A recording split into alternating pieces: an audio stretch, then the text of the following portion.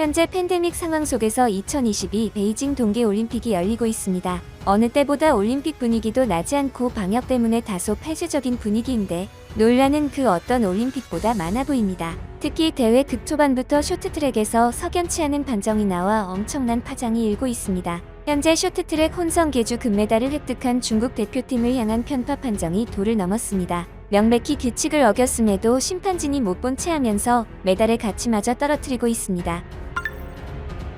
구독과 좋아요 한 번씩 부탁드립니다. 중국은 5일 열린 쇼트트랙 혼성 계주에서 금메달을 차지했습니다. 이는 중국의 첫 금메달이자 올림픽 사상 첫 혼성 계주 금메달입니다. 우승을 확정한 후 경기장을 찾은 팬들이 환호했고 중국을 이끄는 한국인 코치진도 얼싸안고 기뻐했습니다. 그리고 중국으로 귀화한 전 한국 쇼트트랙 국가대표 임유준, 린샤오준이 중국 쇼트트랙 대표팀의 혼성 계주 금메달 획득을 축하했습니다. 임효준은 혼성 계주 금메달 직후 SNS에 중국 쇼트트랙 대표팀의 첫 금메달을 축하한다. 올림픽 건아들에게 갈채를 보내자는 글과 함께 붉은색 점퍼를 입고 엄지손가락을 든 사진을 올렸습니다. 그러나 이날 중국의 우승은 명백한 반칙이었습니다. 중국 취재진마저 탈락이라고 받아들인 상황에서 극적으로 살아났는데 이 과정에서 규칙마저 지켜지지 않았음에도 실격 판정이 주어지지 않았기 때문입니다. 문제가 된 경기는 준결승이었습니다. 중국은 미국, 러시아, 헝가리와 한 조를 이뤄 준결승을 치렀는데 이 경기에서 3위로 결승 진출에 실패했습니다.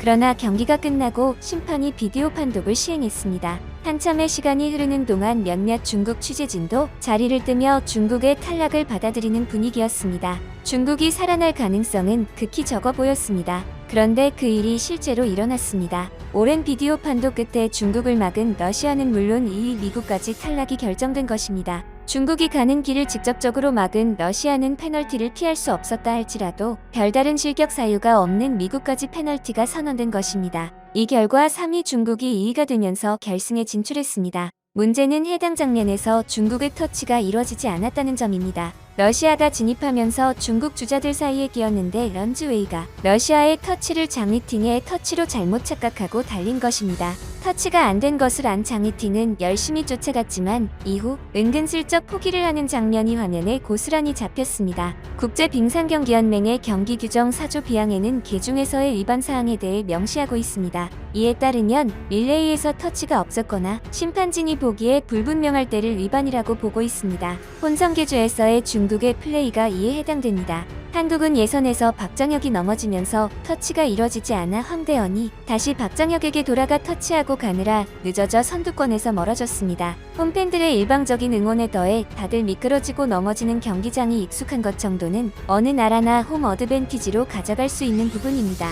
그러나 중국은 이날 규정을 위반하고도 금메달을 차지했습니다. ISU 규정 위에 중국이 있게 되면서 중국을 위한 올림픽이라는 우려가 현실이 되었습니다. 한편 외신들의 비판이 이뿐만이 아니었습니다. 현재 중국 보안요원이 현장 생중계하던 외신 기자를 끌어내는 등 올림픽을 위해 경기장을 찾은 전 세계 취재진을 상대로 과도한 규제가 논란입니다. 지난 4일 개막한 2022 베이징 동계올림픽 현장을 생중계하던 외신 기자를 중국 보안요원이 난입해 끌어내는 장면이 카메라에 고스란히 담겼습니다. 또 코로나19 거리두기를 이유로 취재진이 기자실을 나가지 못해 경기 취재를 못하는 상황도 벌어졌습니다. 6일 미국 인터넷 매체 엑시오스에 따르면 중국 외신기자 클럽이 외신기자들을 상대로 조사한 결과 99%가 취재 여건이 국제 기준에 부합하지 않는다고 답했습니다. 이번 올림픽 첫 메달 주인공이 탄생한 5일 크로스컨트리 경기장에는 첫 메달 주인공을 취재하기 위해 수많은 취재진이 몰렸습니다. 하지만 조직위는 거리두기로 모두 다 들어갈 수 없고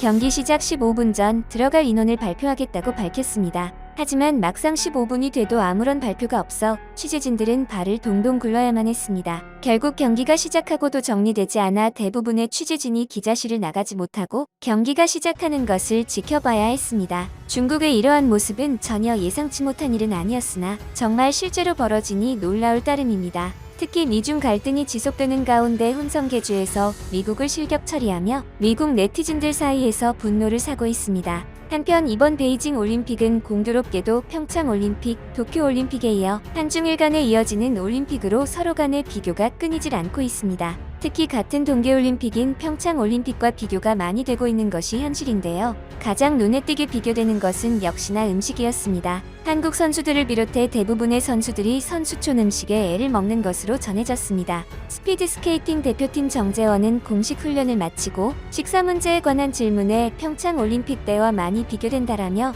선수촌 식당 음식은 그리 맛있지 않다. 베이징에 도착한 날 저녁에 선수촌 식당을 방문한 뒤 한 번도 안 갔다라고 말했습니다. 지난 3일에도 남자 스켈레톤의 윤성빈이 선수촌 식당의 음식 수준이 최악이라고 혹평하면서 고기만 거창하게 깔려 있는데 정작 실속은 없다 알려진 것과 다르게 중국인들이 요리를 못하는 것 같다라고도 말했습니다. 평소 윤성빈보다 훨씬 덜 직설적으로 인터뷰하는 정승기도 너무 기름지기만 해서 소화가 안 된다면서 너무 느끼해서 육류를 피하다 보니 채소나 곡물류를 주로 먹게 된다고 털어놨습니다. 이번 옌칭 선수촌에서 생활하는 선수들과 한국 선수단, 임직원들의 말을 종합해보면 선수촌 식당에서는 중국 음식뿐 아니라 다른 아시아 나라 음식, 양식 등 다양한 메뉴가 제공됩니다. 그런데 사실상 모든 메뉴가 중식, 아시아 음식, 양식 할 것 없이 모두 기름진 중국풍이라는 것입니다. 스피드스케이팅 여자 매스스타트에 출전하는 김보름도 식단을 보니 집에 가고 싶은 마음마저 생기더라라고 밝혔습니다. 쇼트트랙 대표팀 관계자는 먹을 만한 음식이 거의 없다라며 미식의 국가인 중국에서 올림픽이 열려 기대를 많이 했는데 지금까지 갔던 올림픽 대회 중 음식의 질이 가장 좋지 않다고 말했습니다. 다행히 한국 선수단은 대한체육회가 지원하는 급식지원센터 도시락으로 끼니를 해결하고 있습니다. 대한체육회는 베이징 선수촌에서 15분 정도 떨어진 크라운 플라자 베이징선 팰리스 호텔의 급식지원센터를 운영하면서 선수들에게 한식 도시락을 배달하고 있습니다. 체육회는 진천 국가대표 선수촌 영양사미 쪼리 인력 등 14명을 파견해 4일부터 17일까지 베이징 선수촌으로 한식 도시락을 전달한다고 설명했습니다. 한편 선수촌 음식뿐만 아니라 코로나19 양성 판정을 받고 격리 중인 선수들에게 부실한 식사가 제공됐다는 폭로가 올라왔습니다. 중국 입국 후 코로나 양성 판정을 받고 호텔에 격리 중인 러시아 바이애슬론 대표팀 발레리아 바스네초바가는 SNS에 닷새 동안의 식사라는 글과 함께 격리 호텔의 음식 사진을 게재했습니다. 바스네초바가 올린 사진에는 파스타 소스와 작은 감자가 담겨있고 육류로 추정되는 흰살고기 등과 함께 까맣게 탄 음식도 도시락 용기에 담겼습니다. 바스네초바는 배가 아프고 안색도 창백해졌다.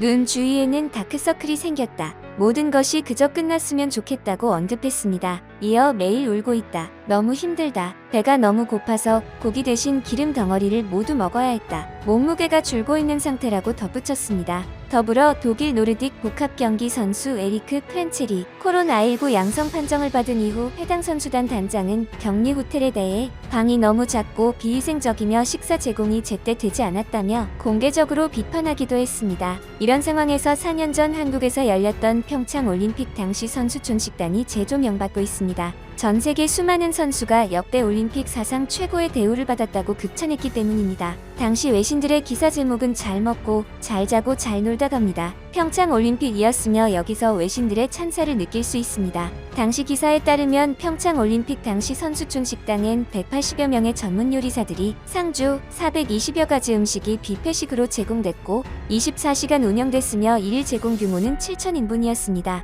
식단 역시 각 나라 선수들의 다양한 식성을 고려해 월드, 아시안, 한식, 할랄 등 6가지 스테이션으로 운영했습니다. 디저트의 경우 당일 구운 빵과 제철 과일 등이 선수들에게 큰 인기를 끌었습니다. 한 외신은 평창 동계올림픽의 진정한 승자는 한국치킨이라는 제목의 기사를 보도하기도 했습니다. 당시 토마스 바흐 국제올림픽위원회 위원장은 선수들 사이에서 음식에 대한 민원이 단 한 건도 나오지 않은 것은 이번 올림픽이 처음이라고 극찬했습니다. 당시 평창 올림픽은 음식뿐만 아니라 선수들이 즐길 거리도 풍부했는데요. 우리나라 온돌 문화를 품은 선수촌은 선수들에게 아늑하고 따뜻한 온기를 선사했습니다. 우리나라 사람처럼 맨발로 바닥에 누워 편안하게 경기를 관전하던 선수들의 동영상이 아직도 유튜브 등에 떠돕니다. 선수촌 휴식 공간에 배치한 안마의자와 네일숍에는 대기자들로 문전성시를 이뤘습니다. 이렇게 완벽했던 평창 올림픽 이후 도쿄 올림픽도 비난의 표적이 됐었는데요. 골판지로 만들어진 침대, 서구 선수들의 체격을 고려하지 않은 협소한 화장실, TV와 냉장고를 배치하지 않고 빌려 쓰라고 해 선수들은